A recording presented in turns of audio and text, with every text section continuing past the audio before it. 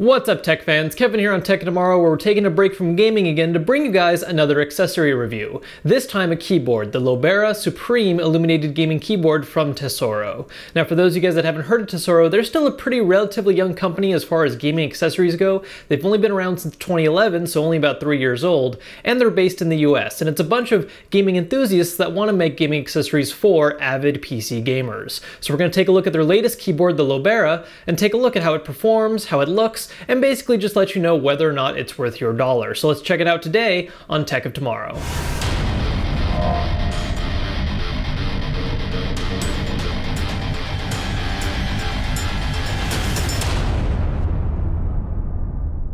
So this is the Lobera Supreme. For those of you curious about the name, most accessory companies have a habit of using a theme for naming their devices, and Tesoro's approach with their keyboards is to name them all after legendary swords. In this case, it's the Lobera, aka the Wolf Slayer, which was wielded by Saint Ferdinand III of Castile in the early 13th century. So now that we've had your little history lesson out of the way, let's talk about the actual Lobera keyboard. Before we get into all the nitty-gritty performance stuff, let's talk aesthetics. The Lobera Supreme is a mid-sized keyboard with a relatively simple and straightforward design as far as gaming keyboards go, with the obvious exception of the fact that it does have illuminated keys, which personally I really prefer. I don't need a keyboard to be flashy, I just need it to perform. Despite its relatively compact size, the Lobera is a surprisingly hefty and solidly built feeling keyboard. You'll notice that on the bottom it has legs that adjust for 3 separate heights, and the legs themselves are rubber coated instead of just plain plastic, so it's going to hold its ground a lot better on your desktop and not easily shift around so much. As far as the illumination options go, there's a large variety of colors to choose from using the RGB scale.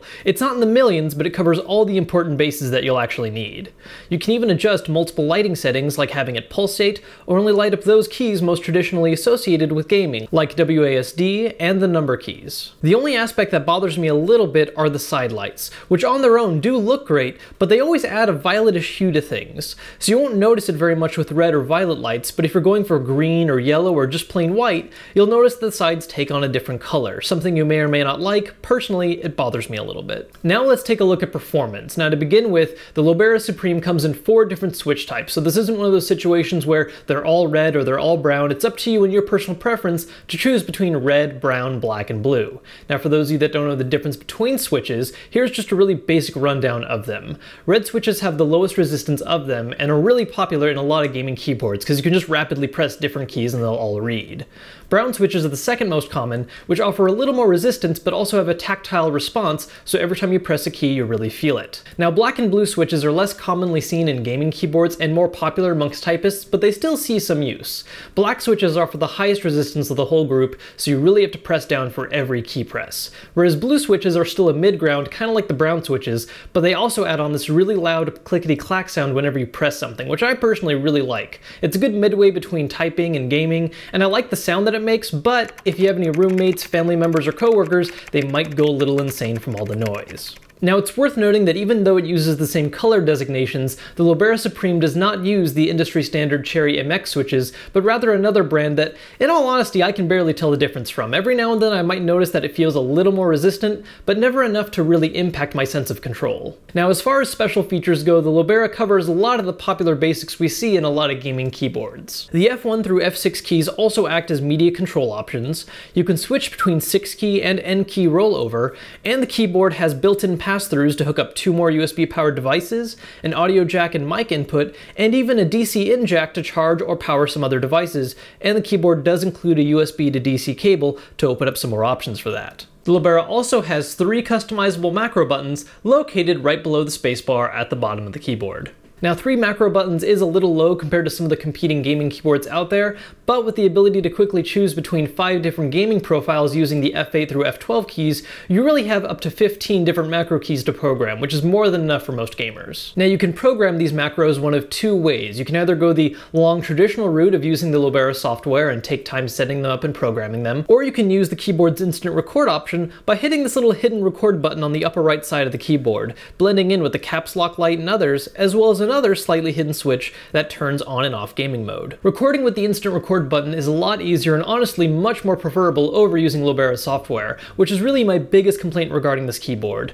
The Lobera interface is just not that user-friendly and not very well explained. In fact, it even took me a long time to really figure out how to change the color on my keyboard because there is no color button or a button that shows the current color I'm using. It's instead this random little silver triangle without any explanation. So I just really feel like Lobera could have done a better job making it much more user-friendly. Now, one last important thing to cover about how this keyboard performs is that it is a true anti-ghosting keyboard. Some keyboards will say they're anti-ghosting, but it's only that it covers certain specific, really common button combinations. Whereas this one, if you have the N key rollover activated, you could fall asleep at your computer, land your face right on the keyboard, and it will read every single input, which is really important when you're playing some games and you have to try and do 10 different things at once. So overall, I really like the Lobera Supreme gaming keyboard. The software interface could be better, and I am still a little bothered by those side lights being a different color, but outside of that, everything else is solid. At a common price tag of $139.99, this is a great option for those of you that want an RGB keyboard with a large variety of colors, not to mention stable performance, useful features,